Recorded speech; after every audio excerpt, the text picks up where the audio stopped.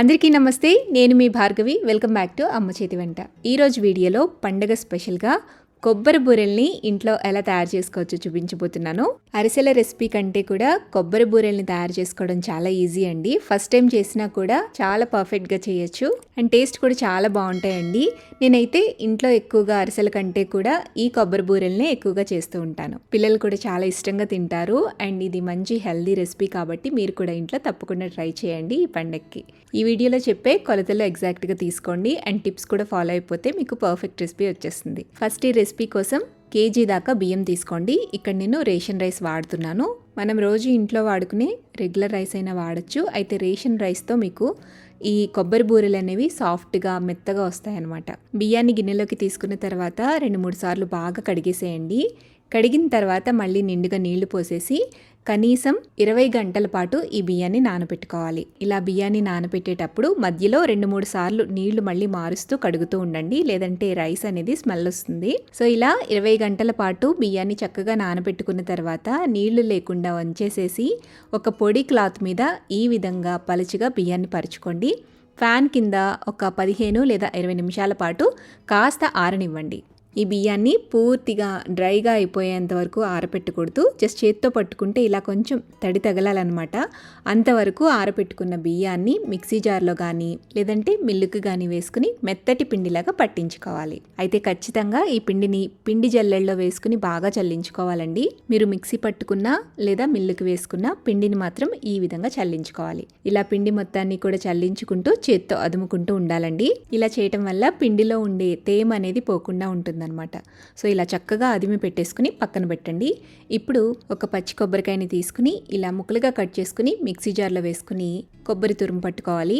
దాదాపుగా ఈ రెసిపీ కోసం 1.5 నుంచి 2 కప్పుల దాకా పచ్చి కొబ్బరి ముక్కలు తీసుకుని ఇలా గ్రైండ్ చేసుకుని పక్కన పెట్టండి. ఇప్పుడు ఈ కొబ్బరి బూరెల కోసం పాకాన్ని తయారు చేసుకుందాము. పాకం తయారు చేసుకోవడం కోసం స్టవ్ మీద గిన్నె పెట్టుకుని అందులోకి మనం కేజీ బియ్యం తీసుకున్నాం కదండి, దానికి 600 గ్రాముల దాకా బెల్లం అయితే తీసుకోవాలి. అంటే కాస్త మీరు బియ్యం పిండి అనేది మిగిలేటట్టుగానే ఇక్కడ బెల్లం తీసుకోవాలి. అండ్ మీరు తీసుకునే బెల్లం కూడా మెత్తటి బెల్లం ఉండేటట్టుగా చూసుకోండి. ఎర్రటి బెల్లం ఉంటుంది కదా, సో ఆ బెల్లాన్ని వాడితే మీకు జిగురు శాతం అనేది అందులో ఎక్కువగా ఉంటుందన్నమాట. సో బెల్లాన్ని గిన్నెలోకి వేసుకున్న తర్వాత 1 కప్పు దాకా నీళ్లు వేసుకుని బెల్లాన్ని కరగపెట్టండి.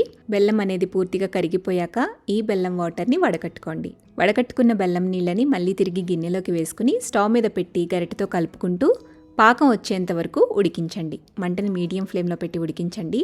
ఈ కొబ్బరి బూరెల కోసం పాకం ఎలా రావాలి అంటే ఉండకట్టకూడదు, అలాగని లేత పాకం ఉండకూడదు. కాస్త ఉండకడుతున్నట్టుగా ఉండాలన్నమాట. అంటే మనం ఉండని చేతిలోకి తీసుకునేటప్పుడు జారుడుగా ఉండాలి.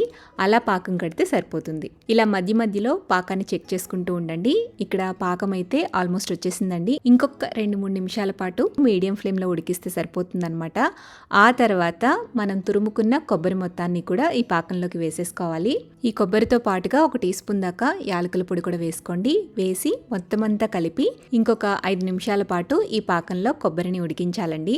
కొబ్బరిలో ఉండే వాటర్ ఉంటుంది కదా, దానివల్ల పాకం అనేది కొంచెం డైల్యూట్ అవుతుందన్నమాట.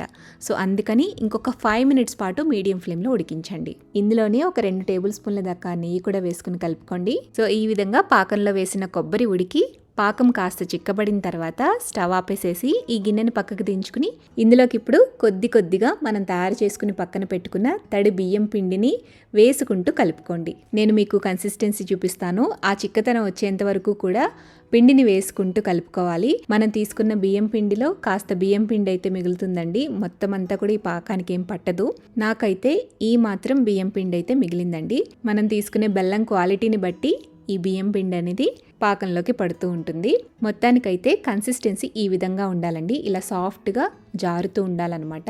ఇలా కలుపుకున్న పిండి మీద కాస్త నెయ్యిని ఇలా స్ప్రెడ్ చేసేసేయండి. స్ప్రెడ్ చేసి మూత పెట్టి కొంచెం చల్లారనివ్వండి. అంటే మనం చేత్తో పట్టుకోవడానికి వీలుగా వచ్చేంత వరకు కాస్త చల్లారనివ్వాలి. ఒక 10 నిమిషాల పాటు చల్లారనిచ్చిన తర్వాత డీప్ ఫ్రైకి సరిపడా ఆయిల్ని కడాయిలో వేసి స్టవ్ మీద పెట్టుకోండి. ఆయిల్ హీట్ అయిన తర్వాత ఈ పిండిలోంచి కొంచెంగా పిండి తీసుకుంటూ పాలిథిన్ కవర్ మీద కానీ బటర్ పేపర్ మీద కానీ లేదంటే ఇలా అరిటాకు మీద కానీ కాస్త నెయ్యిని అప్లై చేసుకుని ఈవెన్గా స్ప్రెడ్ చేసుకుని ఆయిల్లోకి స్లోగా అరిసెలు ఎలా అయితే వేసుకొని మనం ఫ్రై చేసుకుంటామో అలా స్లోగా డ్రాప్ చేసి ఇక్కడ వీడియో క్లిప్లో చూపిస్తున్న విధంగా ఆయిల్ని బూర మీదకి కొంచెం తోస్తూ ఉండండి. ఇలా పైకి చక్కగా పొంగుతుందనమాట. అలా పొంగిన తర్వాత రెండో వైపుకి ఫ్లిప్ చేసుకోండి. ఇలా రెండు వైపులా బాగా వేగిన తర్వాత ఈ బూరెని పక్కకు తీసేసి ఇంకొక బూరెని మళ్ళీ ఆయిల్లో తిరిగి వేసుకుని సేమ్ ఇదే ప్రాసెస్ని కంటిన్యూ చేయండి. ఇలా మీరు కొబ్బరి బూరెలు వేసేటప్పుడు విరిగిపోయి బ్రేక్ అయిపోతుంది, పాకం సరిగా రాలేదు అని అనుకుంటే కనుక మీకు ఒక చిన్న టిప్ చెప్తాను. అదేంటంటే మనం పిండి కలుపుకున్న గిన్నె ఉంది కదండి, ఆ గిన్నెని మళ్ళీ తిరిగి స్టవ్ మీద పెట్టి సన్నటి సెగ మీద గరిటెతో కలుపుతూ చిన్న మంట మీదే ఒక 10 నిమిషాల పాటు అలా కాస్త కుక్ చేయండి. అందులో ఉండే మాయిశ్చర్ అంతా పోయి బెల్లం పాకం కాస్త గట్టి పడుతుందనమాట మనం ఉడికించిన దాంట్లో. అప్పుడు మీకు మళ్ళీ తిరిగి ఈ బూరెలు వేసుకున్నప్పుడు కరెక్ట్గా వచ్చేస్తాయి. ఇన్ కేస్ మీరు ఈ కొబ్బరి బూరెలు చేసేటప్పుడు ఫెయిల్ అయితే కనుక ఈ టిప్ మీకు చాలా బాగా యూజ్ అవుతుంది.